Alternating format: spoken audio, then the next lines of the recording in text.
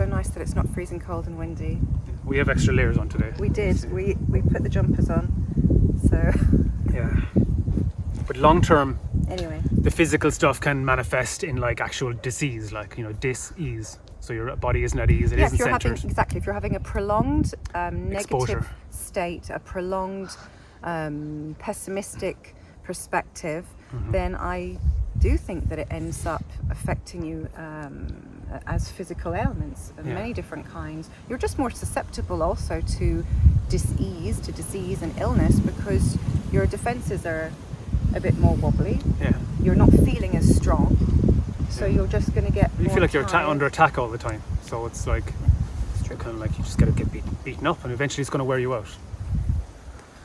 So, I mean, mostly with people who kind of start thinking about this stuff is because they've been beaten up, because they want to go, well, there must be some kind of answer out there somewhere, some other way of doing something or whatever. And usually they're pushed into it. I mean, sometimes people say, oh, it's very all well and good for those monks sitting up on their mountain and so on. It's like, I don't think those monks would have ventured to the mountain if they had an easy life, or if they had, like, you know, an idyllic upbringing and were really close to their family and friends and felt like really nestled. And obviously there's exceptions to the rule, but people are usually pushed to adventure, pushed to find out more, or not. You have to. You're pushed to get outside your comfort zone when you are pushed outside your comfort zone. Then you're kicked outside, you know, and then you have to kind of.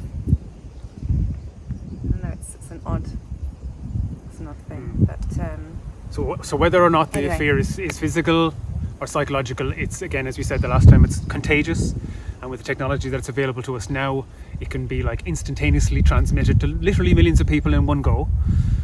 And that then affects those people's bodies and minds, and it's just this massive wave of energy. And so the only place that we can actually stop it is at the individual, at the level of the individual. It's like you know, Gandhi said, be the change you want to see in the world. Well, you actually have to attempt, at least anyway, to be that change, to change yourself, to change your filter, so that everything's filtered and reality is filtered in a certain way. And it's like, that's not really working for me. I'm stressed out. I'm crabby with my family. I'm not nice. I'm not a good husband. I'm not a good father. I'm not a good workmate. I'm not all these things. And you know, unless we take stock, we just continue to do that, and then just locally, you infect your family or you infect your friends and so on, and then they're feeling a bit crap. And then they put it back on you, even if you've managed to kind of shake off that energy. Or they go home and take it out on somebody they know, or one of their friends at work or whatever, and having a bad day. So it's contagious. Like this virus of fear is contagious, no question. It's the most contagious thing there is. But there is hope. Of course there's hope. Because many wise people over the years have tried to tell us about the hopeful aspect of it. And we've killed them. We've shot them down. Most of them. Yeah. Any human doesn't being, encourage people to come out of the woodwork and kind of spreading light on this planet. We're like, no, we'll what shoot Bill you, Hicks said, we'll put you on a cross. we've got millionaires to protect. Yes, So you can't be having that. No. But yes, we can be having that. But Let's have some more of that. we won't spread too much light, we promise. We'll keep the light down. Keep the light down back there. Everyone be a bit negative sometimes. Yeah, one day a week is okay. Yeah. We'll be a negative. It'll be a start, wouldn't it? True. So So we have a superpower yes. that helps to diffuse. Well, basically, one thing we Yeah. have to realise, the first thing you have to realise is that fear is not forever. And I think that's something that in that moment of a brain drain is that we don't believe that... We've never had any experience or tried something different in most cases. We've never actually tried out. We just like fall for fear's Experimented, feet. yeah. And because we that's how we've been taught. Flap It's around not our fault. It's just flail. Yeah, but anybody who this is resonating with, it's because you're kind of thinking, yeah, maybe there is another way. Maybe we should find out what it is this thing that kind of controls us, like it's, and destroys our happiness, and our ability to be happy. And people mask it sometimes, say, "Oh, I'm not being fearful. I'm a little concerned or whatever." And it's like, it's just a matter if you're not feeling peaceful, if you're not feeling centered, if you're not feeling assured in the moment, then it's either faith or fear. There's no That's the real thing, middle ground. It's one or the other. So, but the good news is, the very good news is that fear doesn't last. No. Even from a biochemical or biological point of view, it saturates, like it peaks, and then it wanes. But because we don't leave enough time for that to happen, because we haven't had any practice with it, we just need to wait it out. We just need to be really patient. and it's really quick. Yeah. It's very quick. We've experimented with this a lot, and it's very, very quick. Like any energy, if it doesn't have a host to fuel the fire, to bellow the flames, to feed it, then because it needs a host to feed on, and then to spread to other people, and then feed on them, and so on. And then it needs more thoughts and more energy. It's just, it will just burn itself out. But very quickly, very, very quickly. So. So how do you stop? Well, kind of something that has worked for me and us is thinking of it like, kind of like, imagine you're in a nightmare, and Let me just put my little house on the prairie Amish vibe.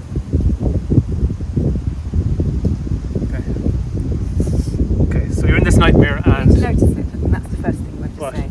Is that well, this is notice the energy. That's of course you notice the energy. Yeah, the very first thing is to stop and go, hold on. It's first creeping up on me again. That little brat. Little sneak. Where did he come from? Yeah, like any addiction. He's back. It has to be. You have to admit it. Otherwise, you're not going to get any better. And that's something that was personally very hard for me to do, because I was an angry young man, and I had to actually face up the fact that I wasn't being very nice to people around me, because I was in the grips of fear, which took the form of anger, and feeling that you've been hard done by, or that you need to defend yourself in all situations, and quite quickly. Insecure, just not feeling safe. Yeah. So yeah, that's been a long journey, but I feel like I'm coming out of it a lot, and it's just completely transformed everything. But you have to actually try the experiment for yourself. You have to actually go, okay, well, the next time I feel that tightness in my stomach again, choking feeling in your throat, and people have it in different ways, like a tightness in your chest, your shoulders rear up, and gritted teeth. And your fists clench. And fists That's clench. The weirdest thing. Because if you watch, it's primordial. When you're angry or scared, your hands start closing. Like that's freaky. So all these little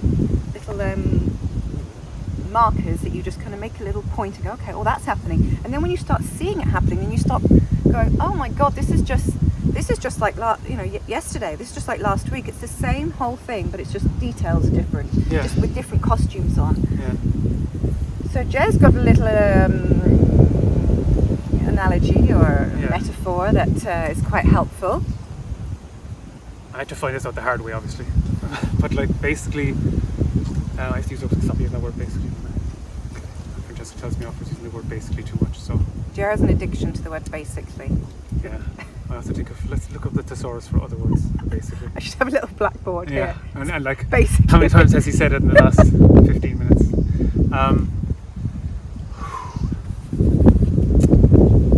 So you're in a nightmare, okay?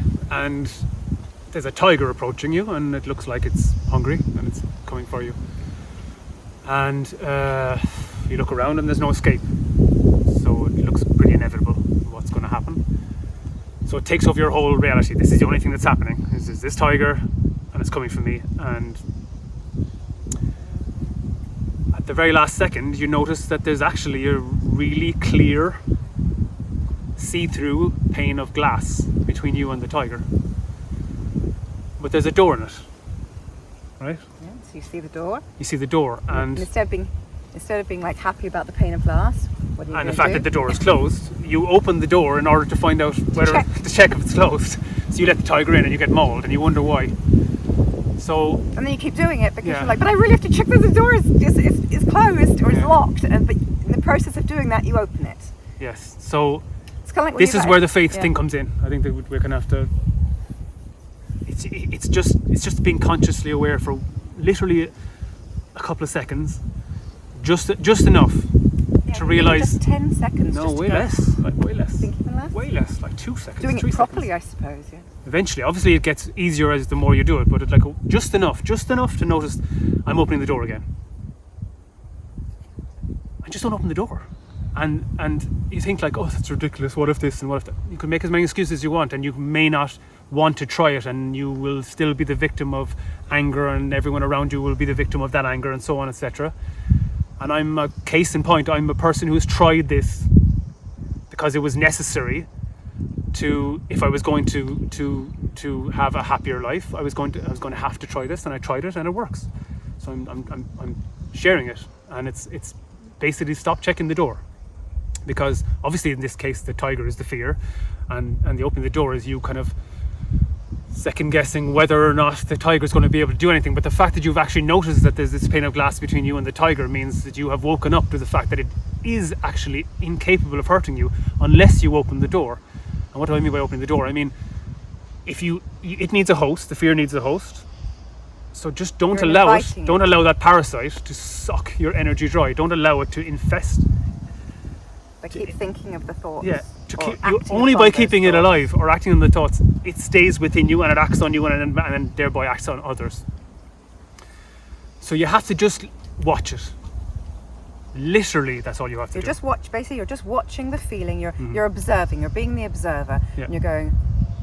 So I'm talking about the physical effects and the psychological effects. So you're watching your mind. You're watching your body. Your hands are maybe shaking and trembling or whatever, and just watch it. And literally every second that you watch it, it diminishes because the energy is nowhere to go.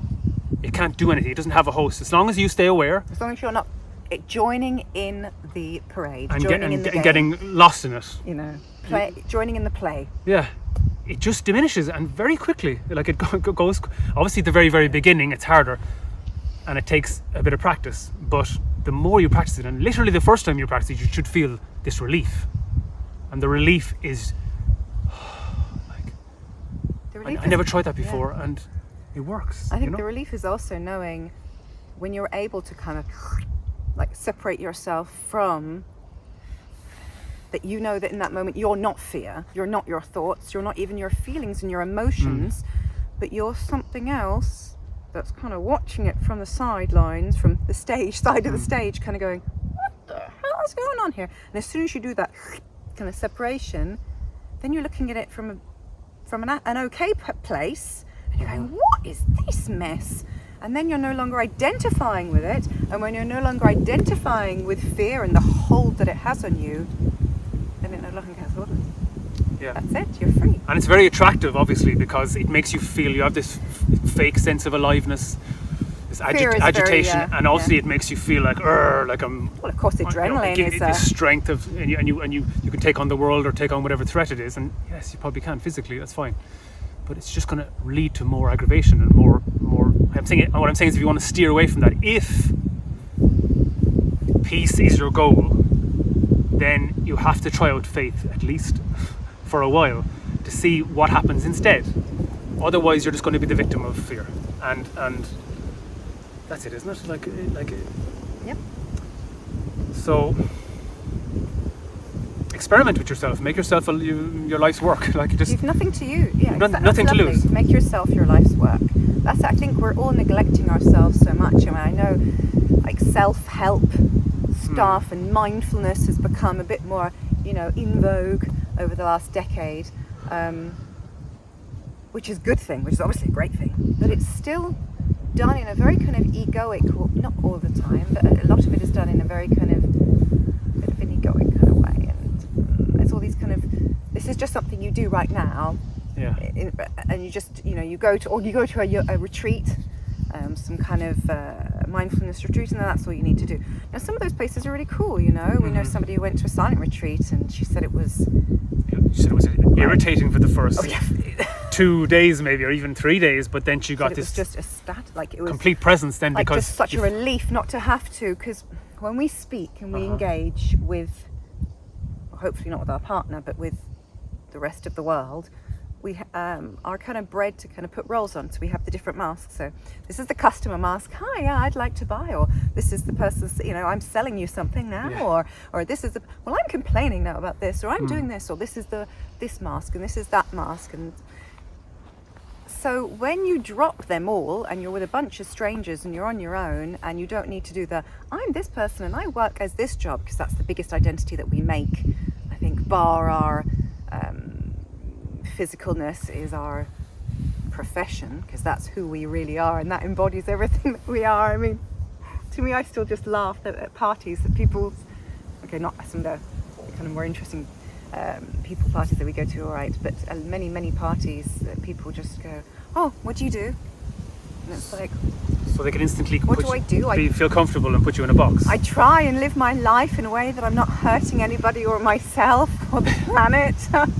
I try and be kind. Like, what a strange thing. Yeah. And then it's always like, if somebody It should be, what do you have to do to survive at the moment? Well, that's the difference. I think the world is, just to verge off completely again, but the world is split, I think, into people who are really doing what they love, and Great. Usually They're very good at it. Yes, usually if you're really passionate about something, you're actually kind of good about it. You know, that's an odd connection, that when you're really good at something, if you're really passionate about something, you end up being really good about it. Good at it. And then if you can make money, because of course we're all in this monopoly board that we're playing, which none of us really voted when we were born to be in it, but there's nothing we can do about it now. We're stuck. Well, we don't know what the future holds. There's a lot of very bright bunny rabbits around. Anyway, I can't branch off again because I won't be able to get back. But then there's the group of people who are not happy with what they're doing, but they're doing it because they have no choice. They have Commitments and obligations and bills and dependents, and they just kind of fell into it. They were just going to do it for a while just to make ends meet, and now that's it. They're in it 8 years, 18 years, 28 years, 38 years, and then you got that's it. That's your... And then it's like, now they're going to extend the... Now they want to extend the pension. The age that you can retire. We won't even... I think yeah, we should be... let's leave we're it. going to try not to be Yeah. political at all, because I think people are just so sick to their back teeth. We all know that there is something, again, to say the same phrase, there is something very rotten in the state of Denmark. Yeah, it's not. None of us need to point it out. We're all quite aware that things Things not aren't being fair, run very well. and that the majority of people are not being given a fair share. But anyway, But most people, let's say, don't get out of their bed going, well, that's wow, it. what a great morning! Well, I can't wait to live that's- my life You know, today. that's not cool. I think the stupidity of the... Easy now. Where are you going with this? of the way the world has been set up is that we're not going, okay, we got all these people, they're being born every bloody minute, they're all completely different, we all have different different talents and passions. So how about we have a look at everyone on an individual basis and go, what are you good at? What makes you tick? What are you passionate about? What are you curious about? What really just ignites you? And then how can we do that, and to help the world and help other people? And no, we don't do that. We put people in little boxes, and then when you get out of line, then you're a troublemaker for not being the cookie cutter child. Yeah. And that's the reason why I say it's stupid, and I don't really like to use that word. The reason why I think it's very silly and very counterproductive. I think it's gone. Gone. Our tea's gone. Oh, it's fine. Take a share. Can we share? Oh my God, how did you... Share the same one if you That like. was like the fishes and the loaves. Thank you very much. Oh my God, how have you... It was empty for me. There you go. Great, magic touch.